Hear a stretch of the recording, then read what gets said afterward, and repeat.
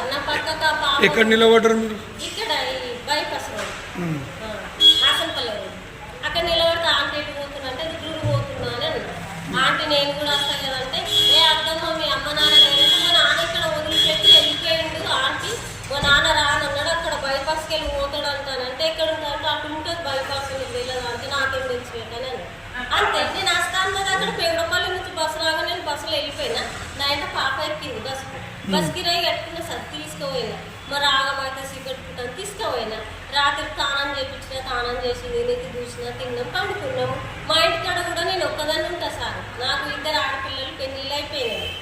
నాకేం తెలిసిన పాప వచ్చింది పొద్దున కూడా ఇక్కడ వచ్చేదాకా ఆమె ఏమి ఊరని కూడా చెప్పలేదు. ఎవరంటే సాటపురం అని చెప్పింది అబద్ధం చెప్పింది. పోలీసు వాళ్ళు ఏమన్నారు? వచ్చిరా పోలీసు వాళ్ళు వచ్చిరా?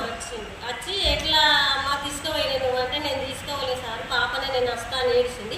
ఇక్కడ వచ్చినాక కూడా ఫోన్ చేయకపోతే ఈ సార్కు జర ఫోన్ చేయమన్నట్టు ఇచ్చింది. ఇయగానే అమ్మ నేను ఈడున్నా హాసన్పల్లి కాడ ఉన్న రోడ్ కంటే అమ్మ అక్కడ నుండి మేము వస్తామంటే సరే అనేది పెట్టేసి నేను ఆటో పోతా తెలిసిన వాళ్ళు బండ్ల మీద పోతుంటే అత్తమ్మా నేను బస్సుకి రాయించి బస్సులో ఎక్కిస్తా ఆ బస్సు అయినా కూడా చెప్తా మీ ఊరు ఏ ఊరు ఆడ దిగా అని చెప్పిన. ఇక మాకు తెలిసిన షాప్ ఉంది ఇక్కడ నేను ఉంటా మా అమ్మ ఉండమన్నదని అక్కడికి దిగిన రోడ్ ఆ పక్క పోయింది.